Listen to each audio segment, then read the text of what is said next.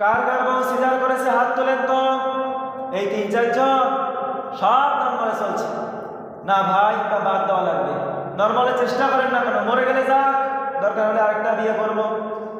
এইটা যদি আমার বউ শুনে তাহলে আমার ভাত বন্ধ করে দেবে। এখন ডিজিটাল সিস্টেমে চলছে, যারা সিজার করছে অধিকাংশ মেয়েরা ডাক দিয়ে বলতেছে, ডাক্তার দাঁড়ান, এখানে কাটার দরকার নেই, একটা সেলফি তুলে নেই। সিজার চলতেছে, সেলফি তুলে ফেসবুকে স্ট্যাটাস দিতেছে, আমার এখন এইটা হচ্ছে। কষ্ট করে বাচ্চা জন্ম দেওনি তো, এই জন্য টের পাও না। মা হওয়ার যে কষ্ট অধিকাংশ মেয়ে এখন টেরই পায় না।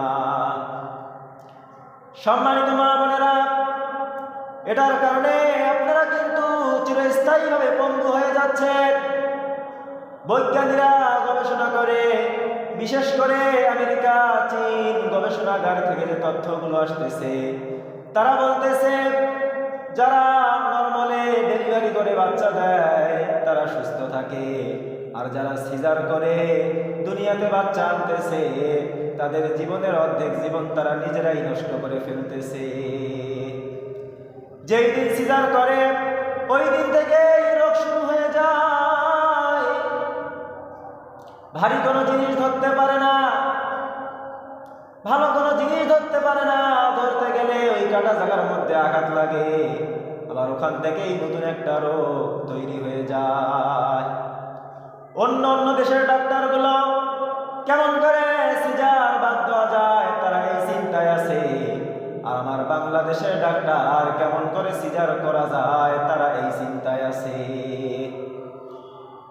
এই সিজার করার পিছনে মেয়েটার মা দায়, বলে ওরে মনে জাদু, আপনার জাদুকে যে আপনি অকর্মা করে ফেলছেন, আপনার জাদুকে যে আপনি রোগা করে ফেলতেছেন, আপনার জাদুকে যে আপনি সংসার করার অযোগ্য করে ফেলতেছেন।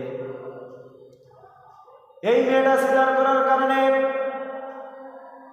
তার জীবন, অর্ধেক জীবন সে নিজেই নষ্ট করে ফেলেছে।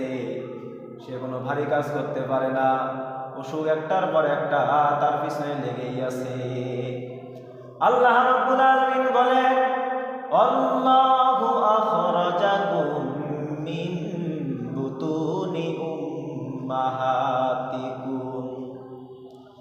এই বাচ্চাটাকে আমি পেটে আনিছি, এই বাচ্চাটাকে দুনিয়াতে আনার দায়িত্ব আমার, কিন্তু আমার বান্দা আমার উপর বিশ্বাস হারিয়ে ফেলছে, এই জন্য সে সিজার করছে।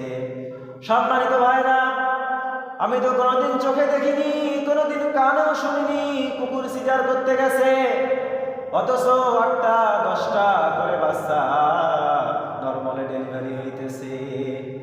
আরে ভাই, আপনার থেকে তো কুকুরের ভালো বিশ্বাস আছে আল্লাহর উপরে, কুকুরকে তো কোনোদিন সিজার করতে হয় না, অথচ 8টা 10টা বাচ্চা দুনিয়াতে আনতেছে নরমাল ডেলিভারিতে। আর আপনি আল্লাহর উপর বিশ্বাস হারিয়ে ফেলছেন, আল্লাহর উপর আপনার বিশ্বাস নাই, এই জন্য আপনি যান সিজার করতে। এই সিজার করার কারণে আপনার স্ত্রী দিনের দিন রোগা হয়ে যাইতেছে, আপনার স্ত্রীর অর্ধেক জীবন নষ্ট হয়ে গেছে।